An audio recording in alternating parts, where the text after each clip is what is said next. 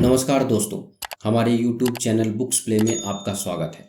Ikigai Hector Garcia और फ्रांसिस्क मिलारेस द्वारा लिखी गई एक किताब है जिसमें दीर्घायु, तंदुरुस्त और आनंदित जीवन जीने के जापानी रहस्य को बड़े विस्तार से समझाया गया है। दोस्तों, जीवन को खुशनुमा तरीके से जीना भी एक कला है जो हम में से बहुत कम लोग जानते हैं।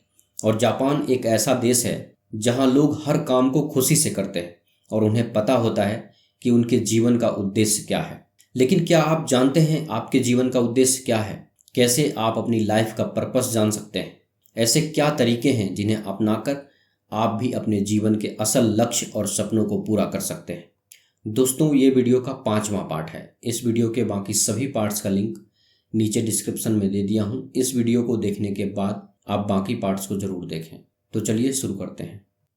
चैप्टर 7, मास्टर ऑफ लॉन्गिटिविटी, विश्व के सबसे दीर्घायु लोगों के लंबी उम्र का राज। दोस्तों, इकिगाई बुक के अगले अध्याय मास्टर ऑफ लॉन्गेटिविटी में लेखक ने जापान में रह रहे उन लोगों से लंबे जीवन का राज पूछा है जिन्होंने अपने 100 साल पूरे कर लिए। लंबा जीवन जीने के ऊपर सबके अलग अलग विचार हैं।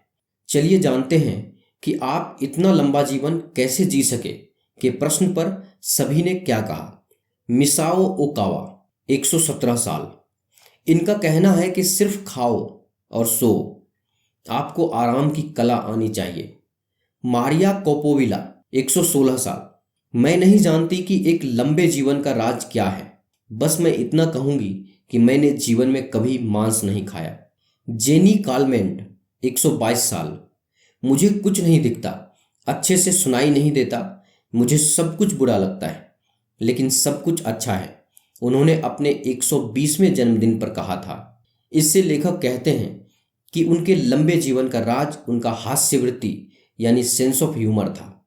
वाल्टर व्र्यूनिंग 114 साल। आपको अपना दिमाग और शरीर दोनों हमेशा व्यस्त रखना चाहिए। मैं दिन में 2 बार भोजन करता था और मैं तब तक काम करता रहा जब तक कि मैं कर सकता था।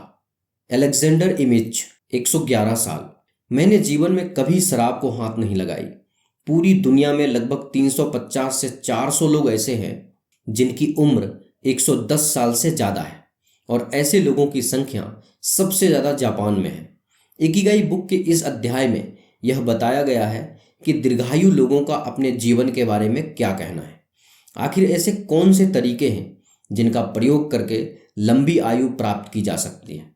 मैं आपके लिए कुछ ऐसे ही तरीके बताने जा रहा हूँ जिनकी वजह से जापान के लोग लंबी आयु प्राप्त करते हैं। दीर्घायु लोगों द्वारा बताए गए लंबी उम्र के राज कुछ इस प्रकार हैं। सिर्फ अच्छा खाना खाएं, दिन में सिर्फ 2 बार ही भोजन करें, अच्छी नींद लें, 7 से 9 घंटे की नींद अच्छी मानी जाती है, जीने की इच्छा शक्ति रखें, नॉनवेज ना खाएं, हमेशा खुश मिजाज रहें, अपने मन और शरीर को हमेशा सक्रिय रखें, मादक पदार्थों का सेवन ना करें, हमेशा कुछ नया सीखते रहें और करते रहें। आप सिर्फ वर्तमान में ही जिएं। अगर आपका वर्तमान अच्छा होगा तो भविष्य खुद अच्छा बन जाएगा। हमेशा टीम भावना के साथ लोगों से मिलजुल कर रहें। अपने जीवन के अंतिम दिनों तक व्यायाम करते रहें। चिंता बिल्कुल ना करें। अच्छी आदतें डालें, सिर्फ अच्छे दोस्त बनाएं, हमेशा सकारात्मक रहें। जापान के लोग हमेशा खुशी से रहने के कई तरीके जानते हैं, जैसे कि वहाँ के 85 से 120 साल तक के युवा अपने कुछ दोस्तों के साथ अपना जन्मदिन मनाते हुए दिख जाते हैं। उनका कहना है कि हर दिन एक साथ खुशी से मनाओ। जापानी लोग ज़्यादा से ज़्यादा अपने लोगों से मिलते जुलते रहते हैं। वह किसी चीज़ का चिंता नहीं करते। सुबह उठकर बगीचे में टहलना उनकी अच्छी आदतों में से एक है। वहाँ के लोग अपने दोस्तों से मिलते जुलते रहते हैं, उनके साथ अपनी खुशियों को साझा करते हैं, हमेशा सकारात्मक बने रहते हैं। चैप्टर 8, जापान में रहने वाले लंबी आयु के लोगों से सीख।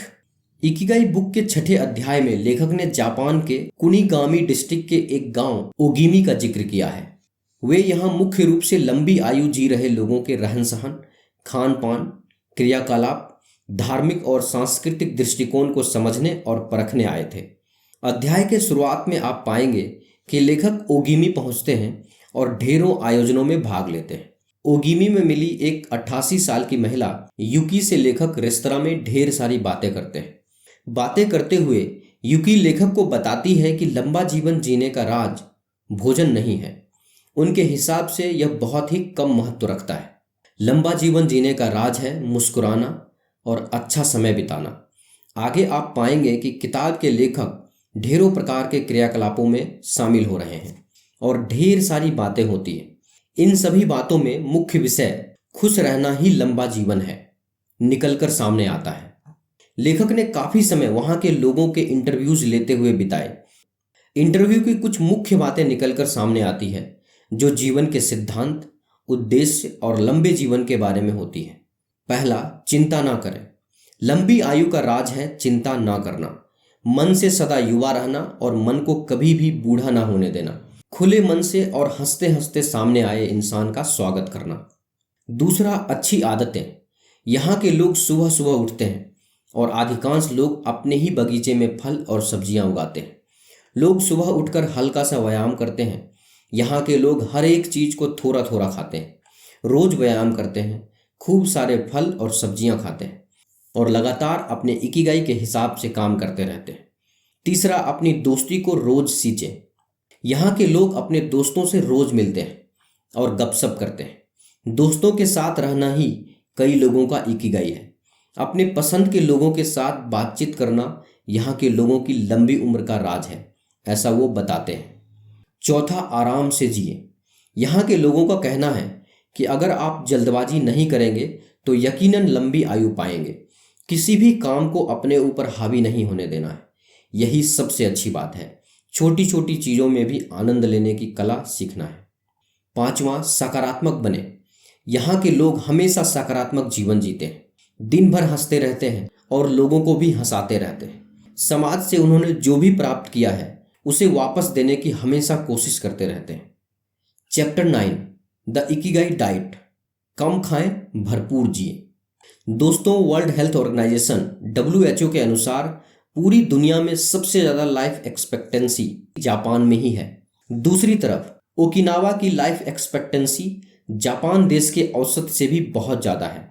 लेखक ने कहा है कि इसकी मुख्य वजह यह है कि लोग सही मात्रा में और स्वास्थ्यवर्धक भोजन करते हैं।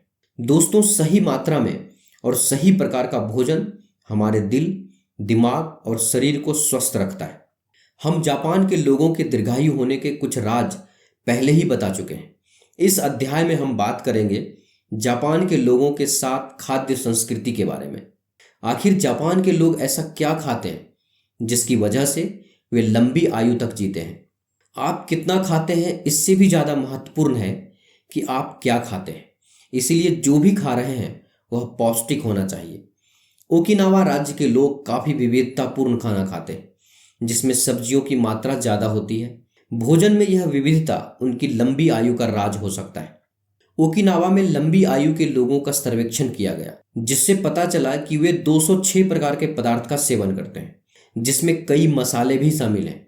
वे दिन में कम से कम 18 विभिन्न प्रकार के पदार्थ खाते हैं। हमारे खाने की संस्कृति से यह बिल्कुल विपरीत है। वे दिन में कम से कम 5 बार फल और सब्जियां खाते हैं। वे दिन में 7 अलग अलग प्रकार के फल खाते हैं।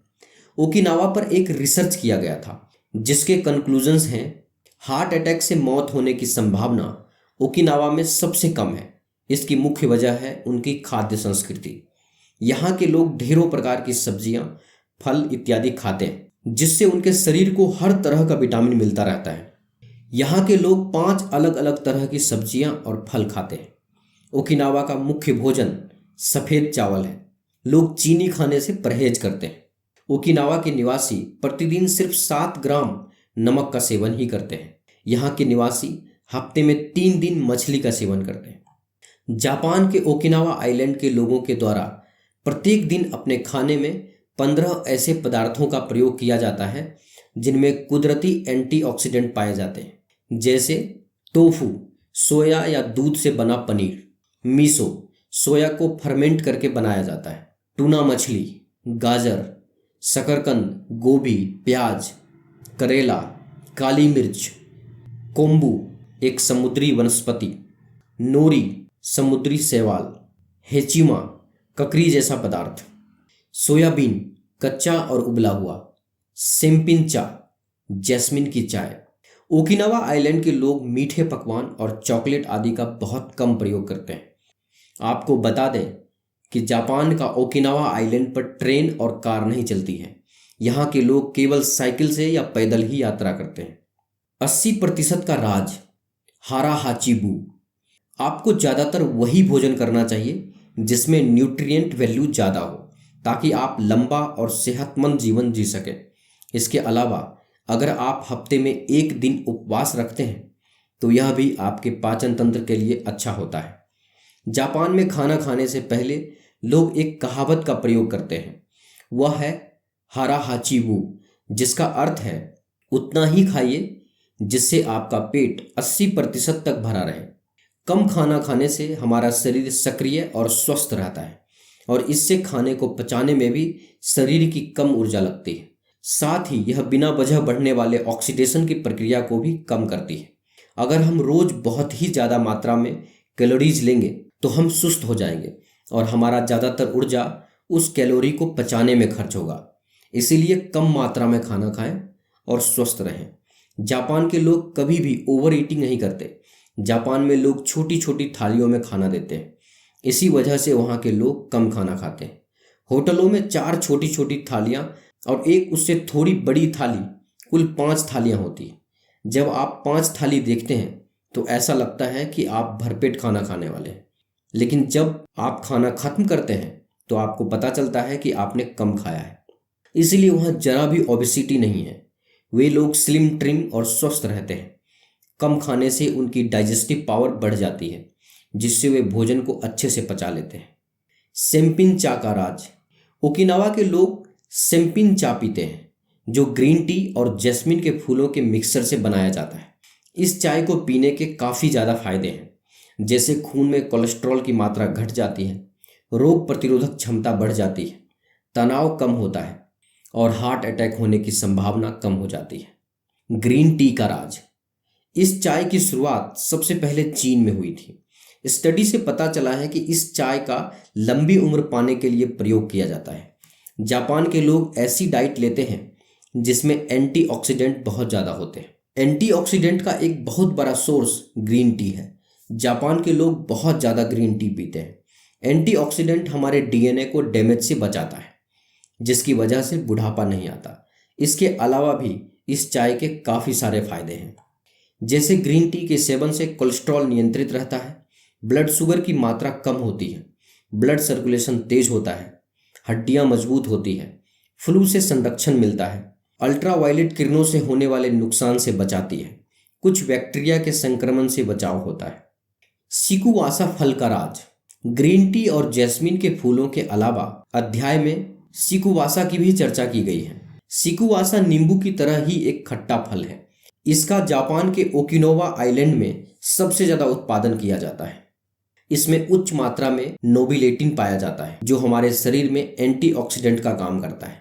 सिकुवासा फल में विटामिन बी और सी के अलावा बीटा कैरोटीन और अनेक तरह के फायदेमंद मिनरल्स भी पाए जाते हैं। जापान के ओकिनावा आइलैंड के लोगों की लंबी उम्र की एक वजह वहाँ पाया जाने वाला सिकुवासा फल भी माना जाता है। दोस्तों, आप देख रहे हैं इकिगाई बुक की समरी। यह समरी आपको कैसी लगी, कृपया हमें नीचे कमेंट बॉक्स में कमेंट करके ज़रूर बताएं। अगर आपको यह समरी अच्छा लगा हो तो इसे अपने दोस्तों और फैमिली मेम्बर्स के साथ अवश्य शेयर करें और हमारे लेटेस्ट वीडियो को देखने के लिए हमारे यूट्यूब चैनल बुक्स प्ले को सब्सक्राइब करें। धन्यवाद।